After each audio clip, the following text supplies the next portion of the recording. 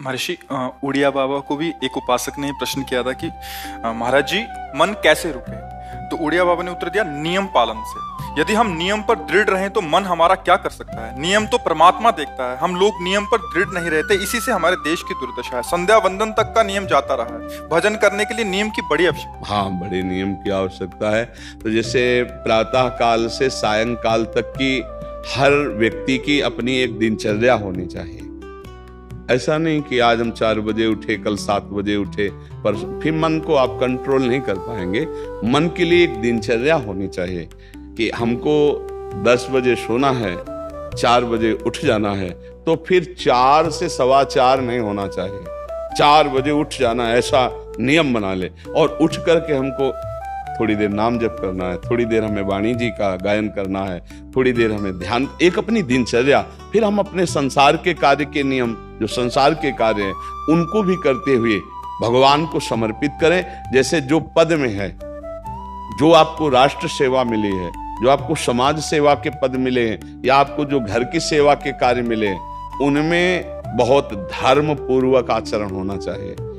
अगर आप अधर्म आचरण करते हैं, अपने पद का दुरुपयोग करते हैं, तो आप सुबह जग करके थोड़ा माला चला लीजिए, फिर भी आपका कल्याण नहीं होगा, क्योंकि आप अपने पद का, अपने सेवा का दुरुपयोग कर रहे हैं। जैसे हम जानते हैं कि अधर्म आचरण है, ये अधर्मी है, हमें पता है दोषी है, और वो हमको कुछ धन दे देता है, और हम उसको मुक्त करवाने की बात सोचते हैं, और जो निर्दोष है उसको फंसा देते हैं। अब तुम चाहे जितना माला चलाने की कोशिश करो या दान पुण्य करो, वो तुम्हारा अधर्म आचरण, वो अधर्म का धन तुम्हें सतमार्ग में नहीं जाने देगा। नियम लेना चाहिए कि जिस पद में है, जिस धर्म में है, जिस कर्तव्य में है, चाहे कुछ भी हो जाए, हम अपने कर्तव्य से विमुख नहीं होंगे। जितना जप महान है, उतने कर्तव्य महान है। दोनों बातें समझना है। माला फेरा और इसके बाद बेईमानी, अधर्माचरण, इनका कोई नियम नहीं है कि हमें कैसे चलना है, तो वो माला काम नहीं कर पाएगा, क्योंकि उसका तभी सत्य भाव माना जाएगा माला जपला जब धर्माचरण है। धर्माचरण नियम से। बोले वो बड़े कट्टर नियम वाले हैं, उनको घूस नहीं है, आप उनको भयभीत करके नहीं काम करवा सकते, प्रलोभन में काम नहीं करा सकते। ये हमारी गृहस्थी है ना, तो गृहस्थी के पालन के लिए धन चाहिए, और धन के लिए हम धर्म को आगे रखें, धन को नहीं। धर्म को, हमारा कर्तव्य क्या, प्रायः जैसे पूज्य बाबा ने कहा, आज हमारे देश में बहुत दुर्दशा हो रही है। दुर्दशा हो रही, क्यों? क्योंकि सब अपनी जगह से गलत हो रहे हैं। अगर अपनी जगह हम ठीक रहे तो हमारी दुर्दशा नहीं होगी। हमारा भजन कम होगा, लेकिन हम धर्म से चल रहे हैं तो हम विजयी होंगे। हम भगवान को प्रसन्न कर सकते हैं, क्योंकि हमें जो कार्य मिला है वो भगवान का ही कार्य, सृष्टि भगवान का कार्य। जैसे नए बच्चे कुछ वकालत पढ़ रहे थे, तो यहाँ आके प्रश्न किया था कि हम जानते हैं कि वो दोषी नहीं है, हम जानते हैं कि वो दोषी है, पर दोषी हमें पैसा दे रहा है, तो हम वकालत पढ़ी इसीलिए, हम उसको जिताएंगे, तो क्या कोई पाप है? तो उनका खुला पाप है। बोले नहीं, हमारी कोई ऐसा कंपनी दो, ऐसा कुछ बोले कि हमारी कंपनी को ये सिखाया जाता है, तो हमको तो ये करना ही होगा, अगर नहीं करेंगे तो हमारी वकालत का मतलब क्या रहा? तो नहीं, वकालत का मतलब अधर्मी को मुक्त करवाना नहीं है। वकालत का मतलब अधर्मी के सबूत एकत्रित करके उसको दंड दिलवाना है, और धर्मात्मा को मुक्त करवाना है। अब इसके लिए आपके पास अर्थव्यवस्था अगर कमजोर भी है, तो धर्म व्यवस्था आपकी पूरी है। धर्म व्यवस्था ठीक है तो परिवार स्वस्थ रहेगा, सुखी रहेगा, भगवान आप पर प्रसन्न रहेंगे। अच्छा, फिर हमने तर्क रखा कि जैसे आपकी बहन के साथ कोई गलत व्यवहार करे, आपको पता है, और वो आपको 10 लाख रुपया घूस दे, तो क्या आप उसका पक्ष लेंगे? नहीं, तो फिर दूसरी बहन के साथ किया। अब यहां विचार करना है ना, अपने भाई का अगर कत्ल किए हो, मुझे पता हो कि ये दोषी है, तो क्या हम पैसे से उसको मुक्त करने देंगे? लगेगा कि जान की बाजी लगा देंगे, और तुम्हें हम ऐसे ही एक गरीब आदमी की किसी ने हत्या की, तो आपका पक्ष बनता है। पर यह ज्ञान कहां मिलेगा? बिना अध्यात्म के ज्ञान तो मिलेगा नहीं। ज्ञान तो इस बात का मिला कि कैसे पैसा कमाया जाए। अच्छा, वो पैसा यदि अधर्म से आया है तो आपकी दुर्दशा कर देगा, आपकी बुद्धि भ्रष्ट कर देगा।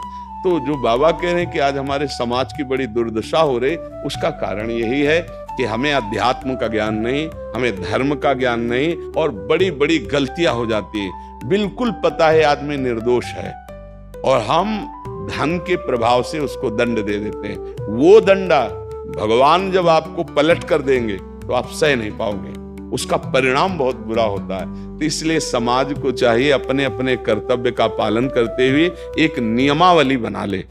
जैसे कुछ दुकानों का नियम होता है कि वहां फिक्स रेट होता है, नहीं होता? वहां ये नहीं चलेगा कि कसम से कहते हैं कि तुम्हें हम अपना जान करके कि 100 रुपया मीटर ये मिला है, हम बिल्कुल मुनाफा नहीं ले रहे। नहीं, झूठ क्यों बोल रहे हो? दुकान खोले हो मुनाफा के लिए, झूठ क्यों बोल रहे हो? नहीं लेंगे मुनाफा, हम जितने का लाए हैं उससे मुनाफा लेंगे, पर 120 रुपया मीटर देंगे। कपड़ा बढ़िया है, नाप फिट है, इससे नीचे नहीं उतरेंगे, हमें सफाई देने की जरूरत नहीं है कि हम कसम खाते हैं या ऐसा। जानते हो ये बिजली है, दुकान है, नौकर लगे हैं, तो इसका मुनाफा लेने के लिए दुकान खोलें, कोई दान करने के लिए तो नहीं। तो सबको पता है मुनाफा लेगा, लेकिन एक फिक्स दाम, उससे 10-20 रुपया का मुनाफा लेकर के हम उसको बेच रहे हैं। लेकिन झूठ क्यों बोले? झूठ के बिना धंधा नहीं चलता। नहीं, ऐसा नहीं है। अब असत्य बोलोगे तो उससे जो आपको मुनाफा मिलेगा वो आपकी बुद्धि भ्रष्ट करेगा, और सत्य है कि मुनाफा के लिए है वही चीज, और आप एक फिक्स रेट में दे रहे, बढ़िया है। अब अगर आप कोई मिलावट करके भोजन सामग्री दे रहे हैं, आपको पता है, तो जो खाने वाले के हृदय में बैठे हुए भगवान है वो तुम्हारे जीवन में मिलावट कर देंगे, तुम्हारा जीवन महान दुखमय हो जाएगा। ये कहां समझा जाता है? एक आदमी सिंथेटिक दूध बना रहा है, उससे कहो ये अपने बच्चे को पिला, नहीं पिलाएगा। फिर ये दूसरे का बच्चा जब पिएगा तो उसकी हालत क्या होगी? दूसरे शरीर में जाएगा तो हालत क्या होगी? वो केवल धन की बुद्धि रखता है। एक आदमी घी में केमिकल मिला रहा है, एक ऐसे अभक्ष्य पदार्थ मिला है, वो स्वयं नहीं खाएगा, लेकिन वो होटलों में भेजा जाएगा, हजारों लाखों लोग खाएंगे, बीमारी बढ़ेगी, उसको रुपया से मतलब है। ये चीज, ये दुर्दशा हर जगह धर्म का ज्ञान न होने के कारण फैल रही, नहीं फैल रही। एक मरीज बीमार है, असली दवाओं में पैसे ज्यादा है, नकली दवा लेकर के असली के दाम में बेच देना, उसको बिल्कुल फायदा ना होना। लेकिन परमात्मा देख रहा है, तुम जानते हो नकली दवा है, वो तो नहीं जानता बेचारा, ज्यादा पढ़े लिखे नहीं, किसान आदमी गांव का आया है, तुमने दे दिया और उसने पैसा दिया असली के। अब वो पैसा तुम्हारी बुद्धि भ्रष्ट करेगा, तुम्हारे परिवार में कलह पैदा करेगा और तुम्हारा पतन कर देगा। ऐसे हर डिपार्टमेंट में, हर विषय में यदि हम अपने धर्म से चले, अपने सत्य से चले और थोड़ा भी भजन होगा, वो आपको उत्तम गति प्रदान करेगा। पर ऐसा कहां समझ में आ रहा? अध्यात्म के बिना भला ऐसा समझ में आएगा? तो इसीलिए कह रहे हैं हमारे देश की दुर्दशा हो रही। पूर्वजों में पहले यह था कि हमारा धर्म नहीं जाना चाहिए चाहे प्राण चले जाएं, हमारा चरित्र नहीं जाना चाहिए चाहे सर्वस्व नष्ट हो जाए। आज इसकी कोई परवाह नहीं, तो उसी से बुद्धि भ्रष्ट हो जाती है, जीवन एक पशुवत आचरण वाला हो जाता है, और वो अपने को बड़ा सुखी समझने लगते हैं कि हमारे पास बड़ा वैभव है। लेकिन प्यारे, उस दिन को याद करो जिस दिन तुम्हारा आखिरी समय होगा, ना तुम्हारा फार्म हाउस जाएगा, ना महल तुम्हारा जाएगा, ना बैंक बैलेंस जाएगा, ना कोई व्यक्ति, और ना ये शरीर।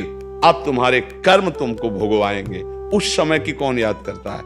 अगर उस समय की याद हो तो भय लग जाए कि नहीं नहीं, पाप नहीं करूंगा, क्योंकि जाना है यहां से। अच्छा, कब जाना कुछ पता नहीं, किसी भी समय ट्रांसफर हो सकता है इस शरीर से। तो हमें लगता है कि महापुरुषों के जो वचन है कि हमें एक नियम से जीवन जीना चाहिए, धर्म पूर्वक जीवन जीना चाहिए, अपने कर्तव्य का पालन करना चाहिए। जो हमारे लिए कर्तव्य, आज प्रायः धन प्रधान बुद्धि होने के कारण कर्तव्य स्वाहा हो रहा है। एक विद्यालय में विद्यार्थी के लिए जो गुरु पद में बैठा है, उसका क्या कर्तव्य है? वो अपने कर्तव्य को भूला हुआ है। भला छोटे छोटे विद्यार्थियों को, जिनकी नींव पूरे राष्ट्र सेवा में, समाज सेवा में ये बन सकते हैं, अगर उनको हम सही शिक्षा नहीं दी तो उनका पूरा जीवन बर्बाद हो जाएगा। अगर उनको हम गलत सपोर्ट कर दिए तो उनका पूरा जीवन बर्बाद, क्योंकि नया जीवन है। और जगह जगह अपने अपने कर्तव्यों का यदि पालन किया जाए तो पूरा समाज सुखी हो जाए। लेकिन कर्तव्यहीनता आ रही, कोई अपने कर्तव्य को नहीं समझ रहा है। तो यही बात महापुरुष जनों को दुख लगता है कि अगर सब अपने कर्तव्य का पालन करें, धर्म का पालन करें, भगवान का नाम जप करें तो सब सुखी हो जाए। सुख सब चाहते हैं और आचरण दुख वाले करते हैं, इसीलिए सुख नहीं मिल रहा है, परिणाम में हमें दुख मिल रहा है। सच्ची मानना, वो रुपया पूरे परिवार में अशांति पैदा कर देगा। और धर्म पूर्वक 100 रुपया लाओगे और 4-5 परिवार के बैठ के नमक रोटी खाओगे, आनंद से सोओगे, बड़ा प्यार रहेगा, भगवान की कृपा रहेगी। पर ये बात समझ में नहीं आती है। तो ये वृत्ति अगर छोड़ी ना जाएगी तो कुछ भी कर लो, कहीं भी दान पुण्य कर लो, लाभ नहीं मिलेगा। अगर दान देने की बात कही गई है तो धर्म पूर्वक कमाए हुए धन से। अगर आप मेहनत से कमाए हो ना, 10 रुपया दे दोगे ना, तो 10 रुपये का वो आटा लाके अगर 2 रोटी खाएगा तो खूब वजन होगा। और आप 1 लाख रुपया बेईमानी कर रख दोगे ना, तो बैठे बैठे वो गंदा ही सोचेगा, वजन नहीं होगा। उसका गंदा सोचना और आपका गंदा करना दोनों मिल करके, उसके कारण भी तो आप बने ना, तो आपका ही पतन हो जाएगा। उसको तो भगवान बचा लेंगे क्योंकि भगवान की शरण में है। तो मुझे लगता है अधर्म के धन से कभी किसी को लाभ नहीं मिलता। तो अपने कर्तव्य का पालन करते हुए यदि नाम जप किया जाए तो बहुत जल्दी हमको लाभ प्राप्त हो जाए। बहुत सुंदर मतलब ये चर्चा होती है, अगर आप लोग इसको धारण कर लें तो निहाल हो जाएंगे। सच्ची कह रहे, ये जो बातें हैं ये बहुत सुंदर जीवन को पुष्ट करने वाली हैं, पर आप धारण कर लें तो बात है। नहीं तो जैसे लाभ दिखाई दे रहा 50,000, तो ये बातें भूल जाओगे, ये बातें अच्छी नहीं लगेंगी। ये यार बहुत बढ़िया काम घर में आएगा, पर हमारी ये बात ध्यान रखना, 50,000 घर में अशांति पैदा कर देगा। सच्ची मानना, आप धर्म से चलना, धर्म से चलोगे तो भगवान तुम्हारी रक्षा में रहेंगे।